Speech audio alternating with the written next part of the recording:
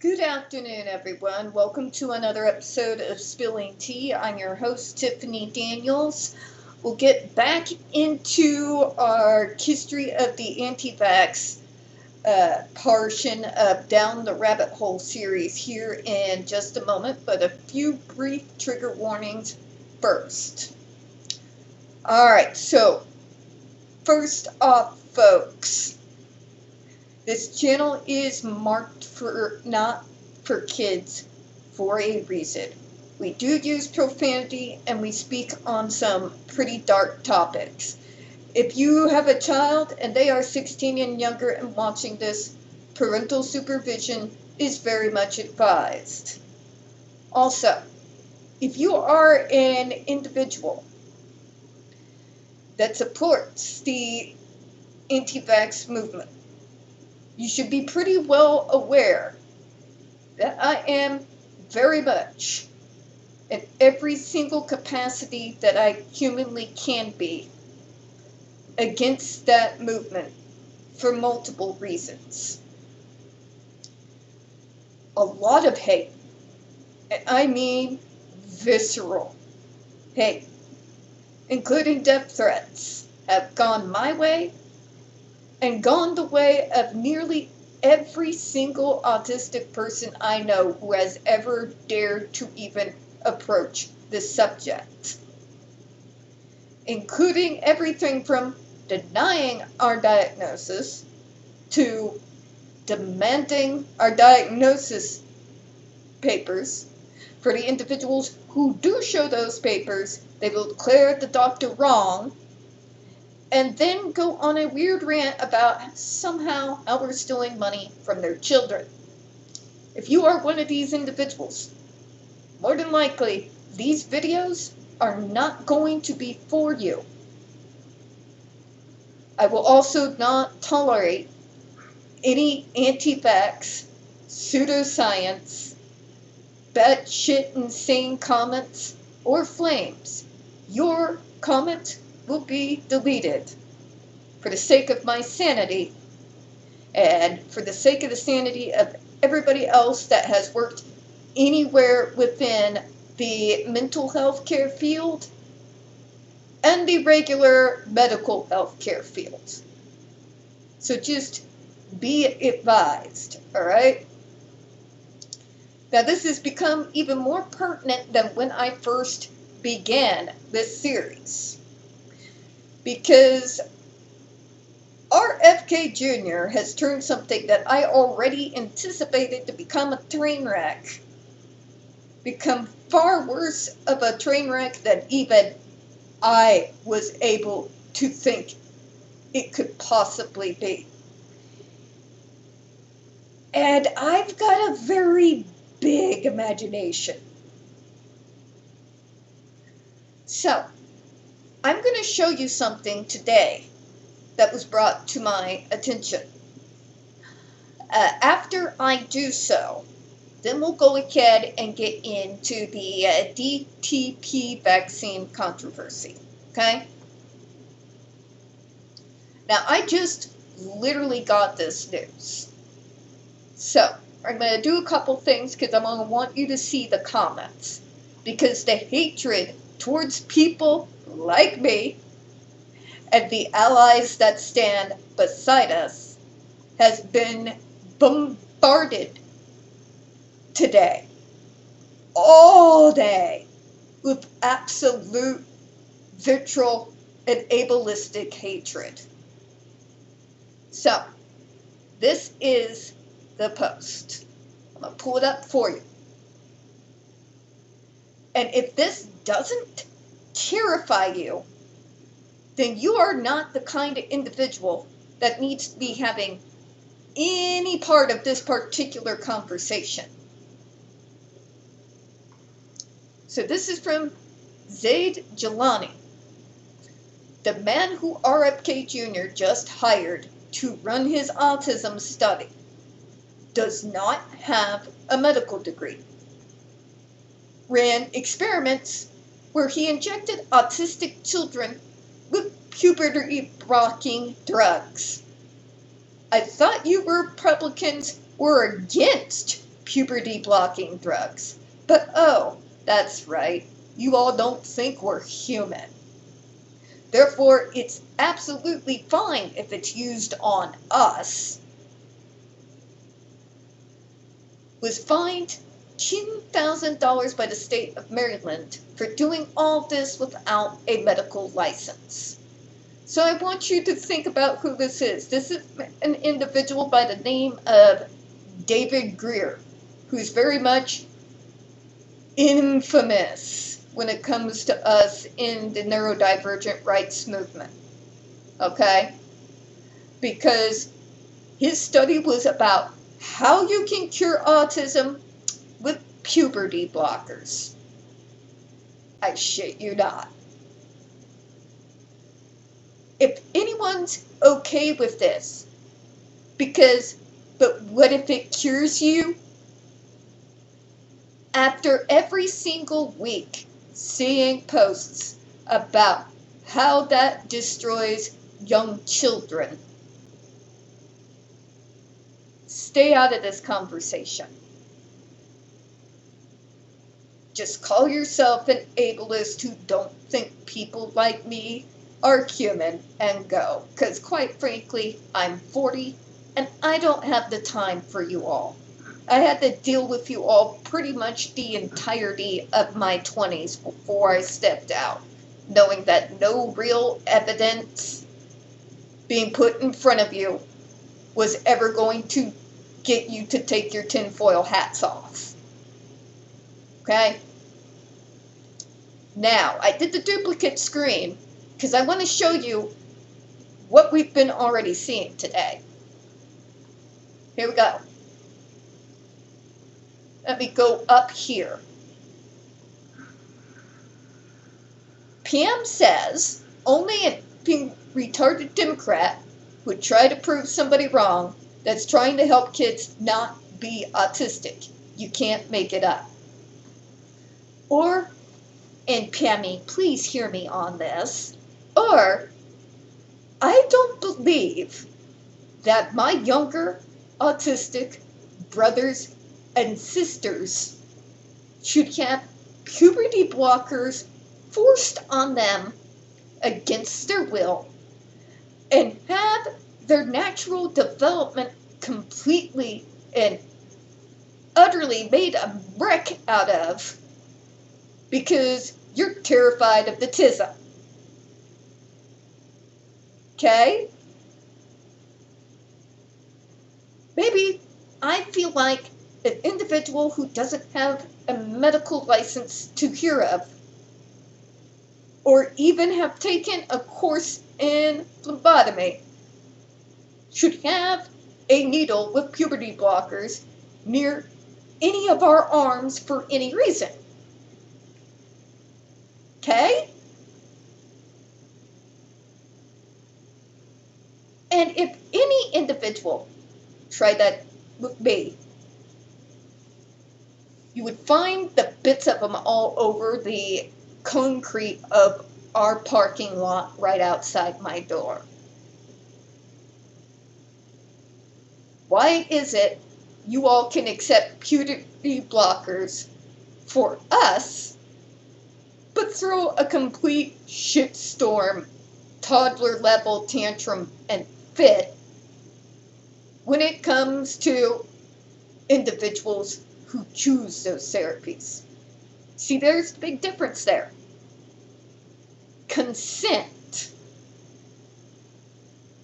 right? Yeah.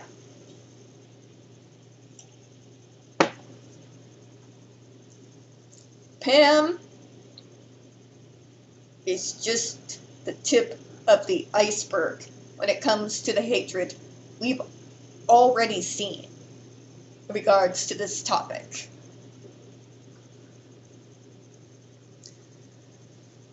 Again, my mom has been in healthcare for over 40 years. I have been within the mental health field in both an unofficial and official capacities for almost 20.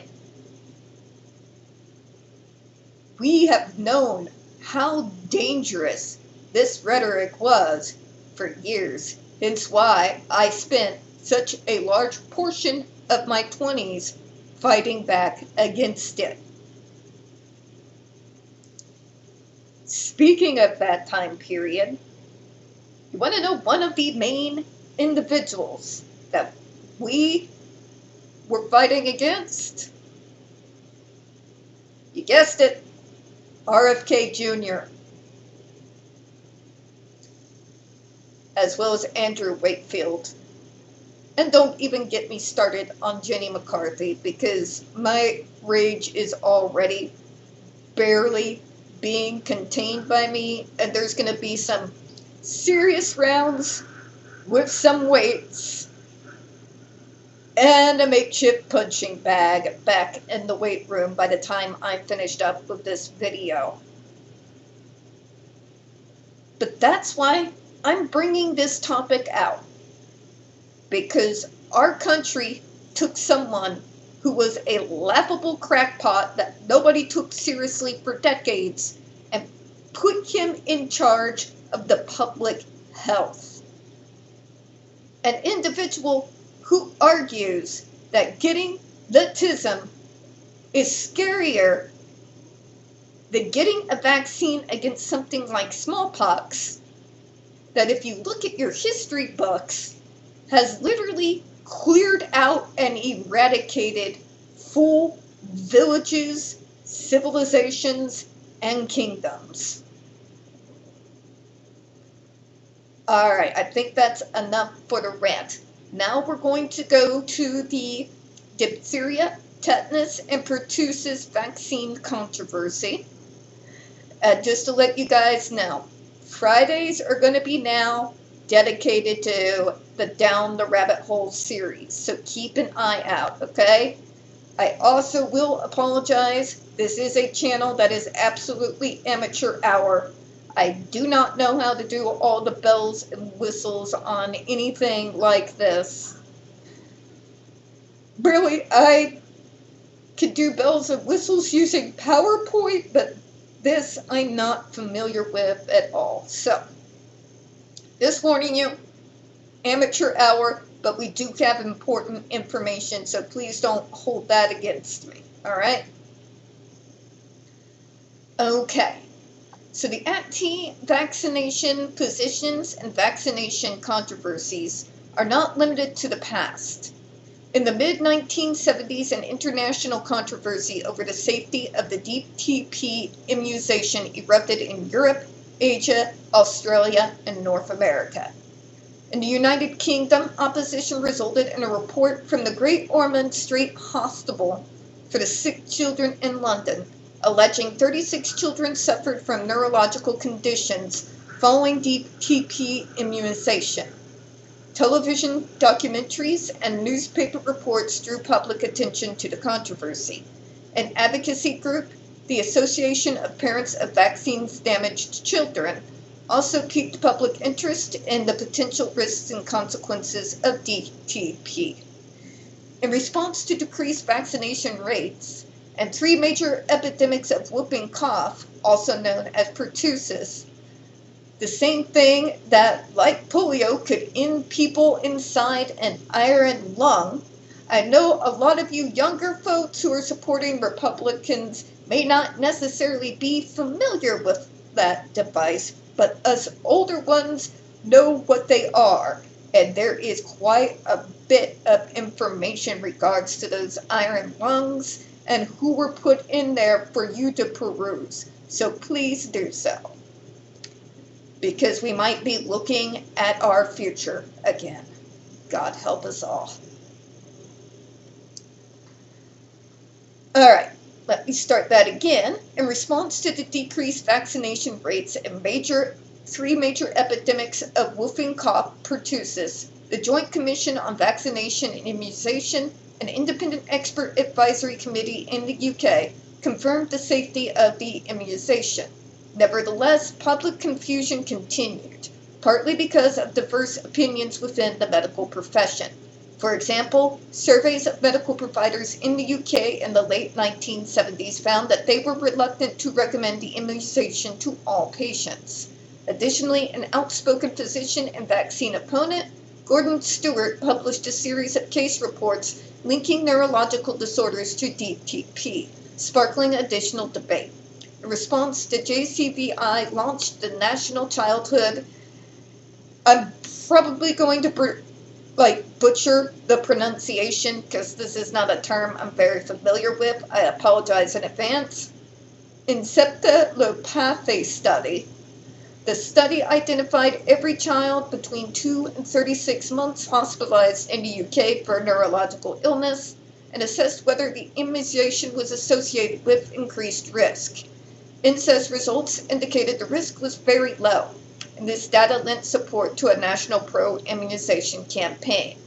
Members of the APVDC continue to argue in court for the recognition and compensation, but were denied both due to lack of evidence linking DTP immunization with harm. One of the main things that you will notice when it comes to anti-vaxxers is their absolutely big. They don't believe the concept that if you get a shot, and guys, I'm lost for words. I'm so sorry. It's been a very long, mind-numbing day. Essentially, folks that believe because what they were seeing in regards to neurological issues appeared not long after someone having received a vaccine, that obviously the vaccine caused the harm. But that's not necessarily the case. Take a look at the ages that were received some of these vaccinations, because they coincide with the development of the human brain. In particular, when you are going from your more infant stage into going into about 2 to 3 years old, there is a whole lot of brain development that is going on during that time. You see, when you go from newborn to 1 year old, nobody is looking for a whole lot of milestones or markers for you to pass, for very obvious reasons. You're too young, right? Yeah. So when they say, but they seemed fine, they were functioning, and they met all their milestones, and then suddenly that stopped, I have yet someone to explain to me which milestones that those kids were passing before they got to the age where it was time to get the vaccination. And I don't mean opinions. I mean documented observation in regards to what milestones they were getting, what things that let these parents know that their kids are on track. I've been having this argument, well, since 2005. It actually has been 20 years now. Nobody's been able to answer that for me. Now, maybe it's because I'm not asking the right people. But yeah, when we're talking milestones, before that general age where the other vaccinations need to be getting taken care of, what are the major milestones that they were hitting when we're talking a child that young?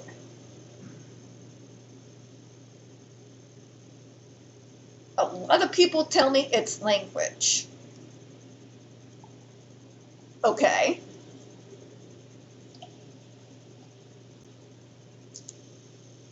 Were they forming words?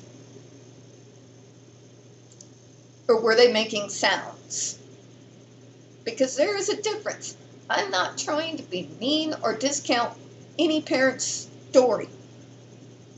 I have worked in this field. I have seen cases very much different from my own. I'm not denying what parents have seen. I'm saying we are talking about things with people making assumptions in an area that, through no fault of their own, they are not educated in because they're trying to figure out what's going on. Sad thing is, you have thousands upon thousands of grifters out there that will latch on to parents' desperation and, almost like a cult leader, lead them into this madness. Now, let me go ahead and continue. The U.S. controversy began with media attention on the alleged risks of DTP. A 1982 documentary, DPT Vaccination Roulette, described alleged adverse reactions to the immunization and minimized the benefits.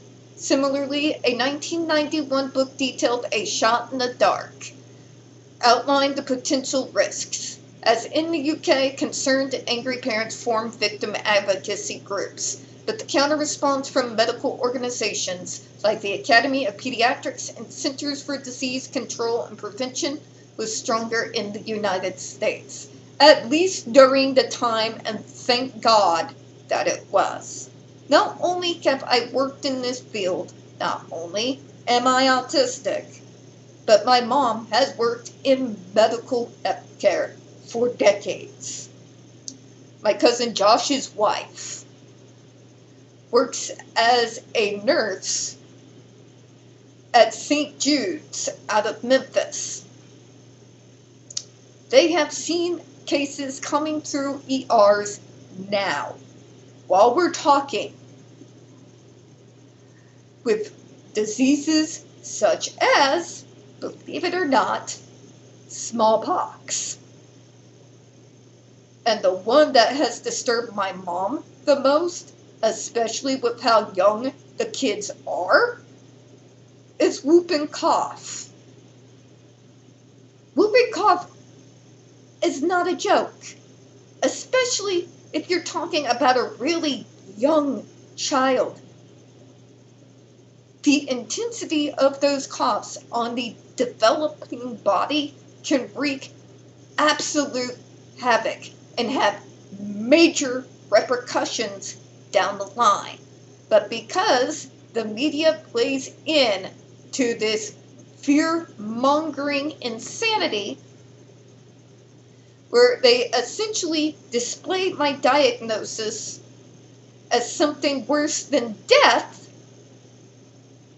this is how we end up with epidemics from diseases that were almost unheard of in decades previous to this. Okay?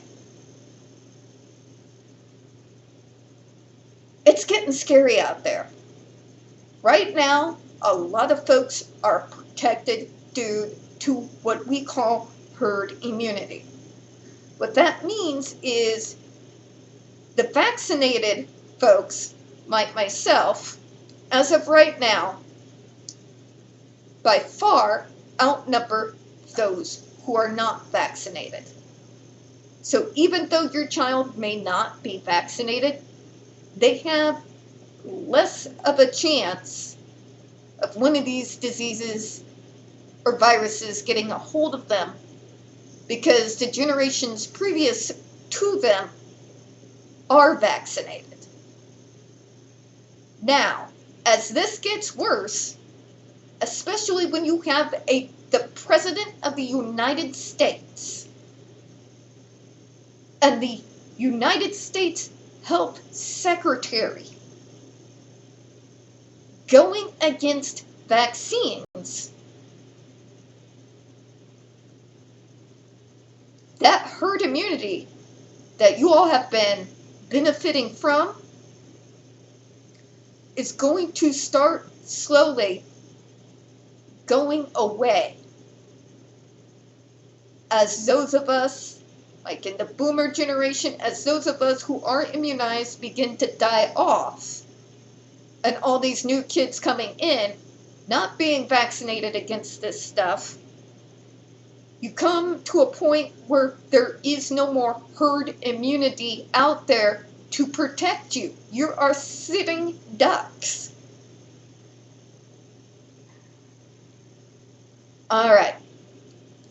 We are going to go to the measles, mumps, and rubella vaccine controversy. And we're just going to go through this paragraph here. We've still got more to go through, but after that, we'll go ahead and close out for today. Nearly 25 years after the DTP controversy, England was again the site of an anti-vaccination activity, this time regarding the MMR vaccine. In 1998, British doctor Andrew Wakefield, who I had despised with the entirety of my soul. You have no idea. Recommended further investigation of a possible relationship between bowel disease, autism, and the MMR vaccine.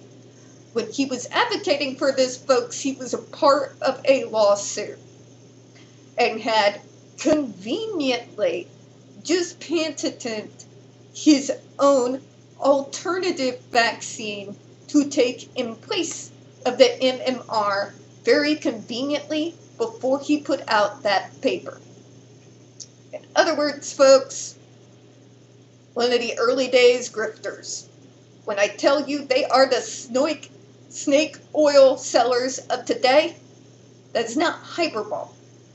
This is a fact. A few years later, Wakefield alleged the vaccine was not properly tested before being put to use. The media seized these stories, igniting public fear and confusion over the safety of the vaccine. Now, myself, I'm a research monkey. Always have been. So when I started to see this, I did the thing that most people don't. I did my homework. And the homework I did was through the means of objective information. Okay? So what does that mean?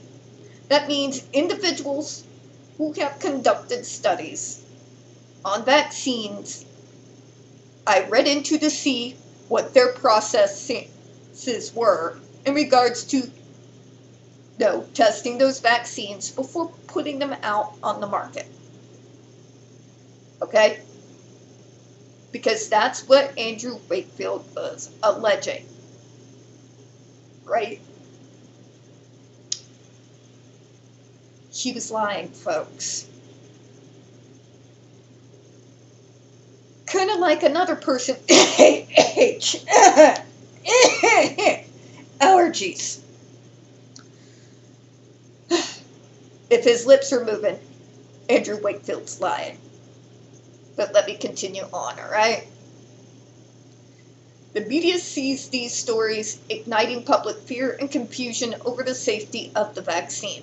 The Lancet, the journal that originally published Wakefield's work, stated in 2004 that it should not have published the paper. The General Medical Council, an independent regulator for doctors in the UK, found Wakefield had a fatal conflict of interest, exactly what I was just telling you a moment ago. A law board had paid him. What did I tell you? Grifters are gonna grift. But in this case, grifters are gonna grift is going to screw us all.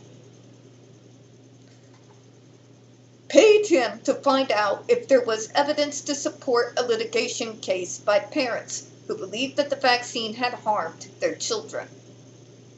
Over here we call that a conflict of interest. In 2010, The Lancet formally retracted the paper after the British General Medical Council ruled against Wakefield in several areas. Wakefield was struck from the medical register in Great Britain and may no longer practice medicine there. In January 2011, the BMJ published a series of reports by journalist Brian Deere outlining evidence Wakefield committed scientific fraud by falsifying data, and also that Wakefield hoped to financially profit from his investigations in several ways. I'm actually very familiar with Brian Deere, and I have read over a lot of his work, especially in the early 2000s, 2011, 2010. He is brilliant, methodical, and even better for someone like me, extremely organized. And he essentially does what I do, which is take each point, dissect it, show the glaring inconsistencies, and revealing every single elephant in the room. Go and look up his work. He's very brilliant.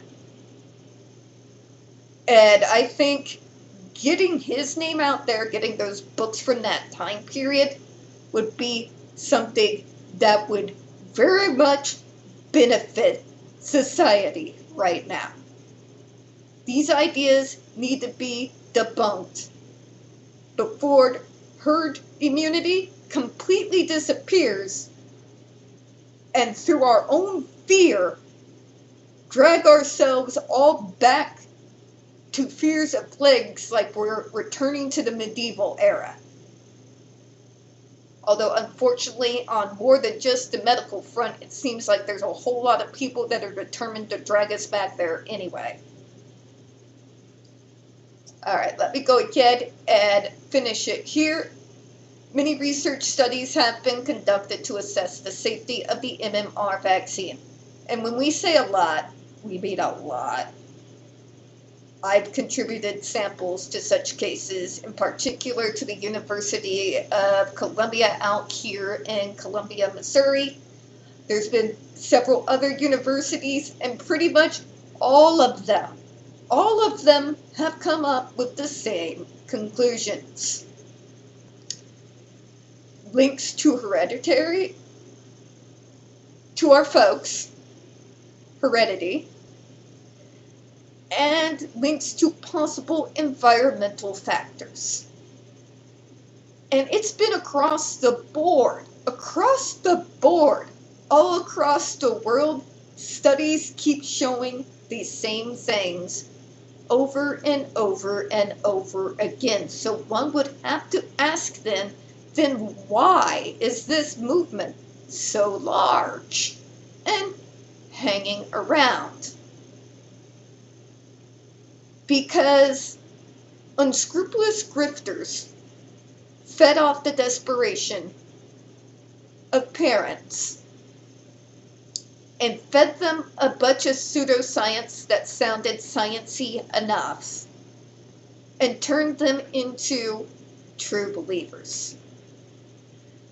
With true believers, you could dig up every single study, provide all the hard evidence, and every single time there's always an excuse as to why they dismiss them and call them lies. Pretty much it's always, well, Big Pharma obviously paid for it. Obviously, Big Pharma manipulated the data. Obviously, they're feeding poison to our kids. This is not what I'm saying, by the way, YouTube. I'm saying this is what they believe. So please don't dock me for this one. You've already done that to me before. This is what they say. You can never reason with a true believer. You can't bring hard evidence and have them accept it, even from completely objective sources. There is always an excuse always a conspiracy theory, always something that they will put forward to have them dismiss you and continue to believe the lies. And unfortunately for us, it's big business, this grifting off of parental fears. They sell everything. Like, I'm talking about, you can extract, like, harmful metals that make your kids this way through pads you stick on their feet. I'm not saying that's a thing, YouTube, do not doubt me. I'm saying I've seen that product out there. And that is the least harmful of it.